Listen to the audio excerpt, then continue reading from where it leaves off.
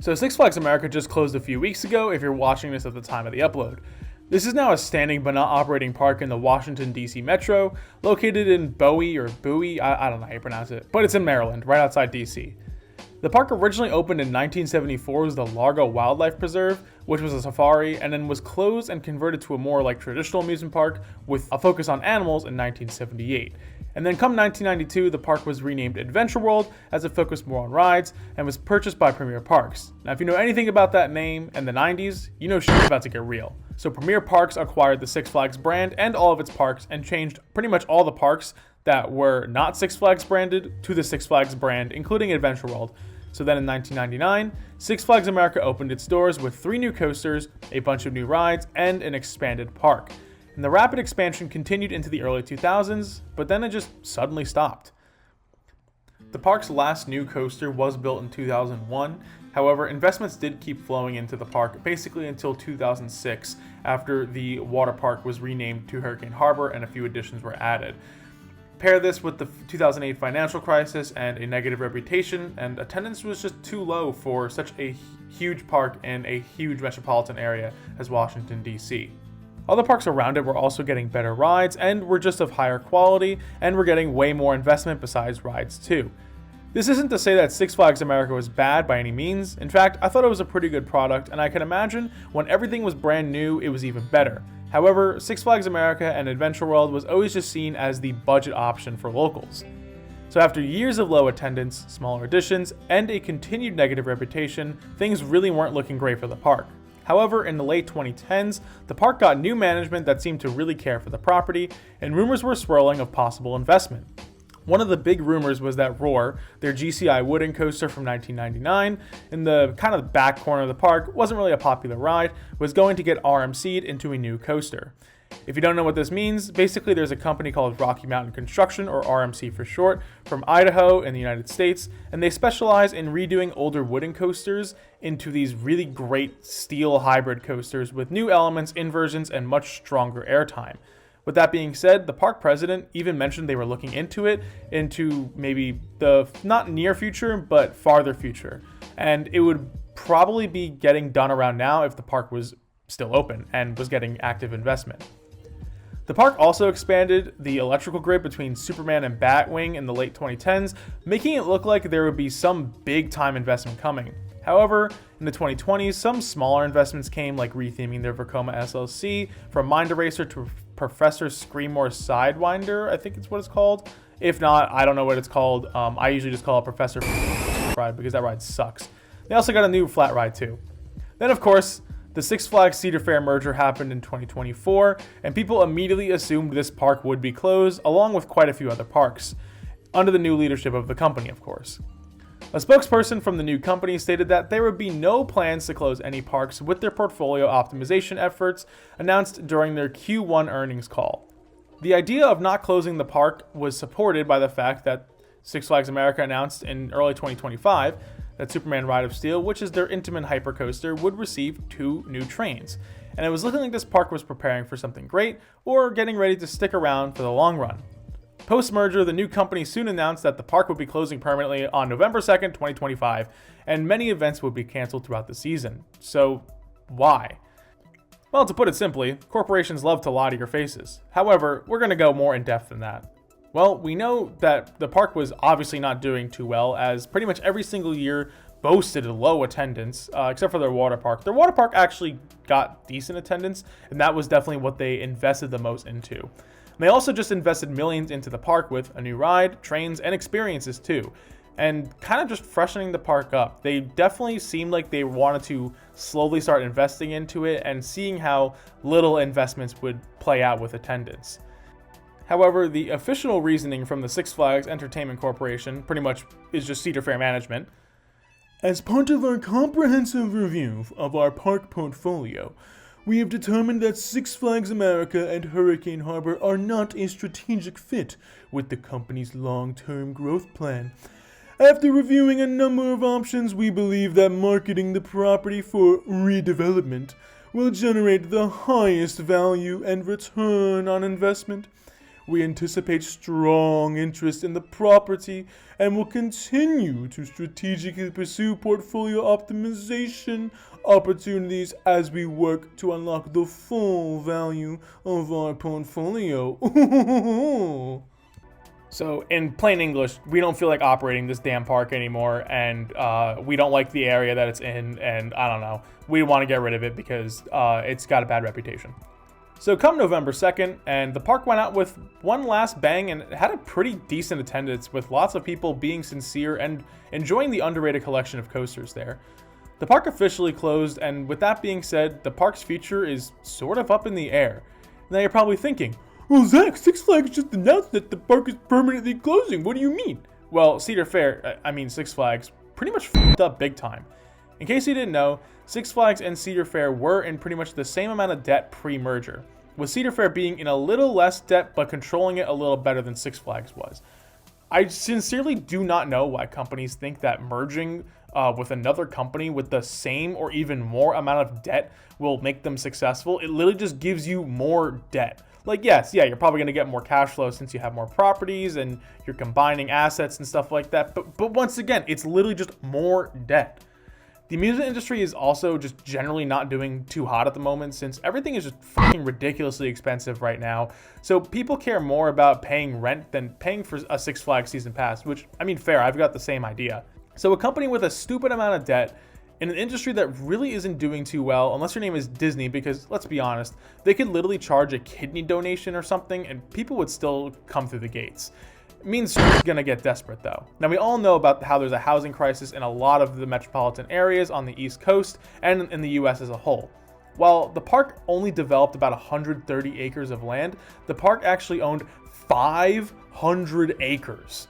For reference, this is about how much Great Adventure owns, and Great Adventure hasn't even developed all 500 acres. And that's including the safari too. With that being said, Six Flags America has a shit ton of land. So Cedar Fair, Six Flags, man, why do I keep saying that? Anyways, they thought it was a good idea to sell the park for possibly real estate in a continually growing metro area where the land is super valuable. I mean, if you don't care about the park, employees, or guests who visit year to year, yeah, this is actually a great idea to make some money. However, everyone found out at the same time. This meaning that the public announcement was everybody's announcement. This means the park management, the city, the county, and the general public all found out at the exact same time. There was no letting people know beforehand, no negotiation, no making sure the park's land could be rezoned into whatever they want it to be, no letting employees know ahead of time to maybe start, finding a new job. Granted, they still let them know pretty far in advance. Literally just zero warning. So a few days later, Prince George's County made a statement essentially saying, nuh-uh. County official Walla Blege, I think that's how you pronounce her name, has made multiple statements on how the county does not want to rezone the land to be anything else than entertainment. With that being said, there are quite a few interviews where it sounds like she'd rather keep the park around and also find a new owner for it. So with all that being said, there are a few possibilities of what could happen to Six Flags America. The first one being that the park could be sold to a new owner. With Herschend Entertainment's recent expansion, which is the company that owns parks like Dollywood, Silver Dollar City, Kentucky Kingdom, and also a few other properties like apparently the Camden Aquarium, didn't even know that. So basically, they just expanded their portfolio massively. They just they acquired parks like Kennywood, Lake Compounce, pretty much all the old palace parks in the United States. And also, since writing this script, they also acquired Silverwood in Idaho, which is just crazy. I wrote the script pretty much right after Six Flags America closed, and that deal was made, I believe, like in the late summer or early fall or something like that, and they already acquired another park. So with that being said, it's definitely possible, and I really think that this is the best case option. Herschend really focuses on a great guest experience, and honestly, I think that's just what this park needs. They could keep all the rides or maybe get a few new ones and stuff like that and just really focus on like a family-friendly, well-themed atmosphere, and this park could do incredibly. However, there are other companies that could possibly acquire Six Flags America, such as the Fun Spot Company, and they could definitely use this as a new possible flagship park. And of course, there's also United Parks. But with United owning Busch Gardens Williamsburg not too far away, I'm pretty sure they wouldn't even want to think about purchasing it. If anything, they're probably happy it's gone since Six Flags America was technically competition, but not really. There are other companies or individual operators who could also acquire the park, but I'm not going to go through each one. However, while editing the script for this video, a rumor has surfaced that MGM Resorts representatives have been touring the property, which could mean a few different things. However, I'm going to dive more into this later. The second possibility, which is definitely the most likely in my opinion, is that the park will remain some sort of amusement park or entertainment complex, but then Six Flags is going to tear out as much as physically possible. There are a ton of rides worthy of relocation at this park in my opinion, so I'm going to take a look at all of them and figure out where they could possibly go. Well, all the major ones at least. First, looking at the flat rides, there's definitely quite a few that should be relocated because they're all fairly new, as Six Flags invested heavily into a lot of smaller flat rides or large-scale flat rides in the 2010s. These are Harley Quinn, their Zamperla Giant Discovery, which is their giant swinging pendulum, Wonder Woman, their Funtime Starflyer, which is a tower swing, Steamroller, which is their Zamperla Nebula Z or Nebulas, which is their newest ride opening in 2024, Voodoo Drop, which is their Intamin Drop Tower, French Quarter Flyers, their Larson Flying Scooters, Cyclone, their Scrambler, High Seas, their Intamin Pirate Ship, and possibly a collection of other smaller rides like their Carousel, Teacups, or maybe even the bumper cars. Six Flags could internally relocate these to other parks or sell them to other properties, which is probably the case for the smaller flat rides. As for the bigger flat rides, Wonder Woman could be relocated to parks maybe like Magic Mountain, Great Escape, Dorney, Michigan's Adventure, or Great America, as they are parks absent of Starflyers or any other tower swing. Harley Quinn could definitely get relocated to quite a few parks like maybe Worlds of Fun, maybe Dorney to replace the current Claw ride, Michigan's Adventure, or maybe even Knott's. However, that's even if these parks exist, because Six Flags actually just announced once again while I was editing the script for this video that they're going to sell off or even tear down more parks, which is a really terrible thought to think about because there's a lot of great parks left in this chain, and unfortunately I could see a lot of them closing. Steamroller could literally go anywhere since barely any parks in the Six Flags chain have one of these rides yet, and I'm pretty sure the only one that does is Fiesta Texas, and I think this could fit well at Six Flags New England with Quantum Accelerator, kind of making that area a little steampunk area. Voodoo Drop, I mean Great Adventure needs a drop tower now. Maybe we can get a 300-foot downgrade. I have a feeling that Voodoo Drop will more than likely just be scrapped since it's an older Intamin drop tower that seems to have a lot of issues. Every time I've been there, I've only seen one of the 3 sides running, so I doubt this is going to go anywhere. And if it does, it's probably not going to be relocated internally. As for the rest of the rides I mentioned before, they could be used for parks internally since a lot of parks have these rides already, or like I said before, maybe they could be sold to another park. Alright, now everybody wants to talk about this, so let's talk about the coasters. The first one I want to talk about is Raging Cajun. There have been rumors floating around that this will be refurbished and sent to Great Adventure as a surprise 2026 edition, basically being like, hey, sorry guys that we removed King to Ka, and then also we're adding a really shitty replacement that doesn't live up to the hype of Ka, and it's already delayed, so here's a spinning wild mouse. This, in my opinion, would definitely go in the location of where Daredevil Dive once stood, which is right at the beginning of the boardwalk section, and there's a lot of rumors right now that the new Six Flags wants to play into the heritage of New Jersey's boardwalks at Great Adventure and completely redo that section. This would align with a lot of legacy Cedar Fair parks having sections themed to their respective state's heritage or kind of something along the lines of that. And this also aligns with the location of the new for 2026-27 launch coaster being placed into the boardwalk and serves more as a Green Lantern replacement rather than like a Ka replacement in the Golden Kingdom. This rumor is slightly supported by the fact that the park was working on the Daredevil Dive plot and was specifically expanding the park's power grid in that location too. And as much as everyone probably hates this idea, I fucking love this idea. Raging Cajun is easily one of the best spinning mice I've ever been on, and it's just stupid fun. Plus that, it adds another family coasters to the park, which we could always use more of them. The next coaster I want to talk about, however, is Wild One, and things are unfortunately really up in the air with this coaster. One, wooden coaster relocations have not been too popular as of late, and this was already relocated once in the 1980s. Even though it was practically rebuilt by Din at Six Flags America, it still counts as a relocation. Unless there is some random park that will buy this, realistically the only one I could see buying this coaster is Knoebels. Looking at it with some of my friends, they theoretically could place it along the parking lot, but some work would definitely have to be done. However, if there's any park that won't have a hard time doing this, it's definitely Knoebels, since they own their own lumber shop and basically rebuild their woodies every few years with how much maintenance and care they give them. If you guys want to see a full concept of what this looks like, make sure to comment down below and I'll see if I can get it out for you guys. Next up is Joker's Jinx, the park's premier rides of Spaghetti Ball launch coaster. This one is currently rumored to be relocated, but I'm really not too sure why. Towards the end of the park's closing, there was apparently a few employees who said that there was a list of rides to be relocated, and this was on the list to be relocated internally to another park in the chain. And once again, I'm still not too sure about that because there's already 3 other Premier Spaghetti Bowls in the chain, 2 of which are very unreliable. However, I could see maybe another park getting one of this. Pretty much any park that could just use a coaster that maybe needs to go upside down, or maybe they need a launch coaster. And maybe we could see something like what happened to Poltergeist at Six Flags Fiesta Texas, where it got like a really huge refurb, and overall it's still a really great ride, and I would love to see this get relocated. I just highly doubt it will, due to its unreliability and the fact that it uses LIMs, unless the chain wants to convert it to an LSM launch coaster, which would be pretty cool.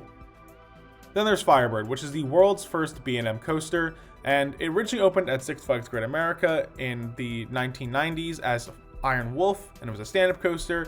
It was moved to Six Flags America in the early 2010s and was renamed Apocalypse, and then it was converted to a B&M floorless coaster in, I think, 2019, and now we know it as Firebird.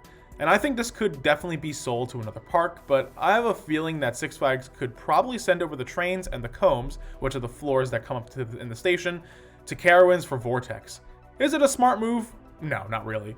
And I'm not sure how bad of the shape the ride is in terms of the structure, but if it's fine, they could easily ship it off to some park as a good supporting coaster.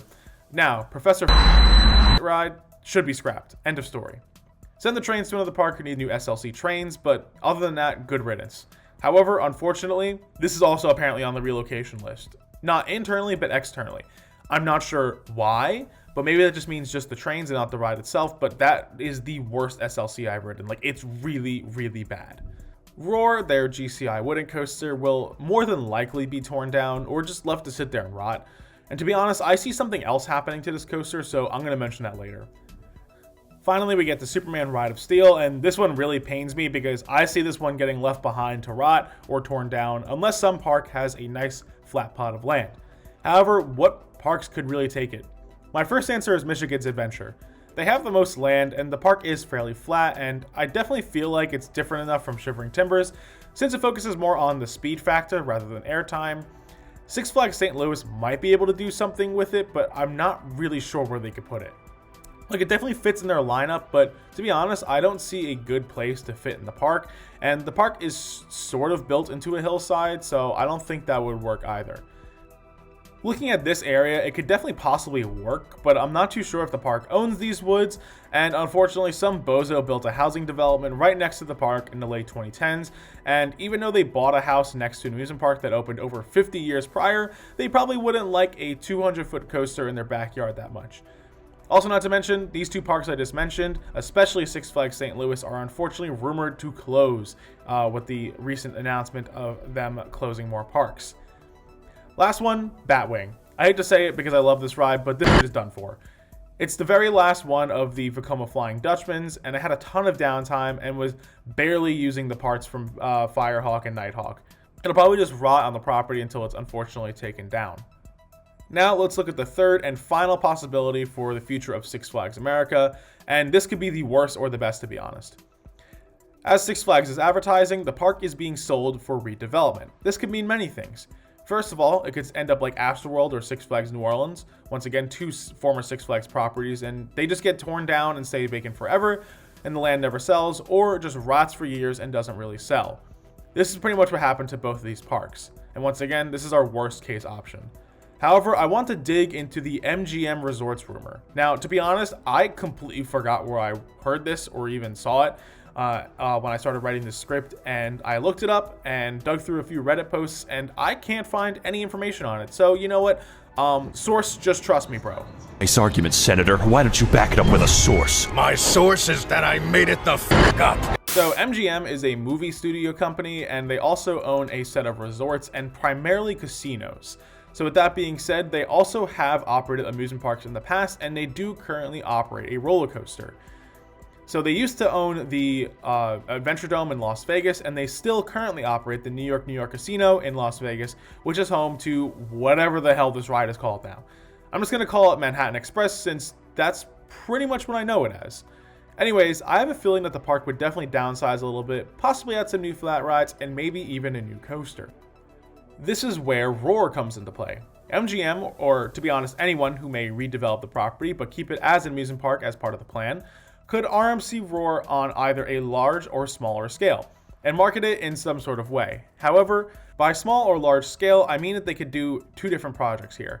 For a small scale, they could do where they basically just take the layout of Roar and kind of RMC in a basic way, kind of like RMC's older projects, or maybe something similar to Wildcat at Hershey Park, where they took basically the ride's similar layout and kept it around the same scale, but not too much larger.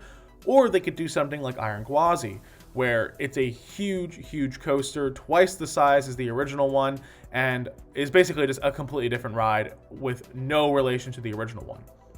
However, Prince George's County, which is where the park is located, is a decently wealthy county with an average household income of more than $100,000 a year, along with, of course, the property being just 20 miles from the center of Washington, D.C.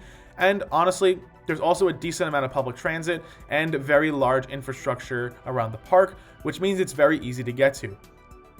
This means that the park could turn into a full-fledged resort with a casino, amusement park, and water park, and maybe some other things typical to an entertainment complex. However, I highly doubt it's just going to be torn down and turned into a casino because there's already tons of casinos in the area. So why would you build another casino when there's one in the area when you can in reality build one on top of what's already there and make it more competitive and bring in more visitors? And honestly, this property could get off the ground fairly quick too, since half of it already exists. MGM or whatever other operator could come in and reopen the park pretty much right away. A lot of rides would have to be rethemed, of course, but this gives some sort of income to the property while they build new rides, a hotel and casino, and maybe even a golf course or sports complex, since these are ideas that people have been throwing out there. People are also clearly interested in the property, as Walla Bouguet, the county representative, has stated that ideas have come across her desk. Now, with that being said, the park could also just be completely torn down, or something stupid like a sports complex or a golf course would take its place, and Six Flags America would just live on as a memory. And I really hope this is not the case, but hey, you never know. Thanks for watching, everybody, and I really hope you enjoyed this rumor-oriented video. I know it's not my normal thing, but if you guys want to see the full concept of Wild One at Knoebels, let me know down in the comments. However, if this video can get up to 100 likes, I will finish the RMC Roar concept and post a full video to the channel. However, if this video can somehow get to 500 likes, which I highly doubt it will since I'm still a fairly small channel, I will do a full Six Flags America recreation on No Limits 2 and release it to not only YouTube, but for everyone to download, whether it be on the Steam Workshop or No Limits Central or whatever the website is nowadays. Make sure to comment down below what you think will happen to Six Flags America and maybe some of your favorite memories from the park. Once again, thanks for watching, everybody, and I hope to see you next time.